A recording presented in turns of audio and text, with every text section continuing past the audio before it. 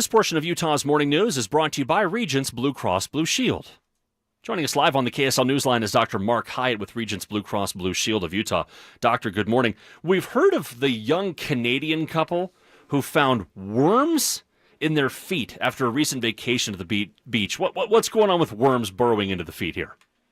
Brian, you can just imagine the spoiled, romantic scene in the Caribbean.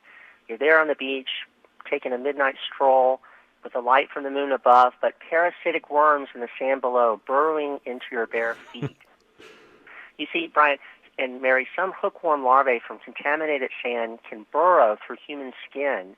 And so this couple actually, unfortunately, experienced these dozens of parasites that found their way into their feet after their recent trip to the Dominican Republic. Okay, really grossed out over here, but how do you treat this condition?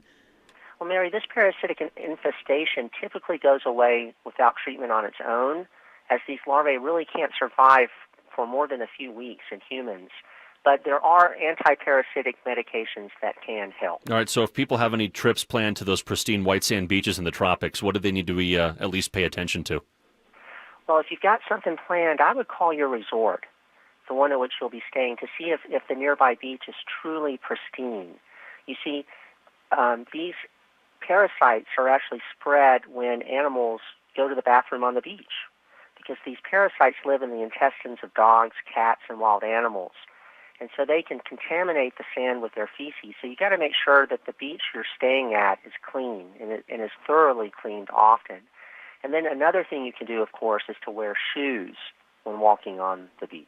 Okay, that's a good tip for sure, the shoes. Yeah. So, Ben, I wanted to ask you about this, Dr. Hiatt. When I'm at the grocery store, I've noticed so many different types of milk and alternatives to cow's milk. What are these alternatives? Well, alternatives to cow's milk include a whole bunch of different plant-based milks, and those could be from soy, pea protein, rice, oats, almonds, coconut, and even peanuts. So why are they all so popular right now? I think, Brian, it's because that some people have environmental concerns. They feel that these plant-based milks are more helpful to the environment. Some people have issues with dairy products. You know, some people may have lactose intolerance or an allergy to milk. And so it's just a general interest, I think, in these non-dairy products. And which non-dairy milk is the most popular? Soy milk. It may be the most popular because unlike the low-protein milk from almonds, coconuts, and rice, soy milk really packs the same amount of protein as cow's milk. That's about 8 grams per cup. Okay, interesting stuff, Doctor. We appreciate your time. Thank you very much for joining us, as you usually do at this time every Monday morning. By the way, this portion of Utah's Morning News is brought to you by Regence Blue Cross Blue Shield.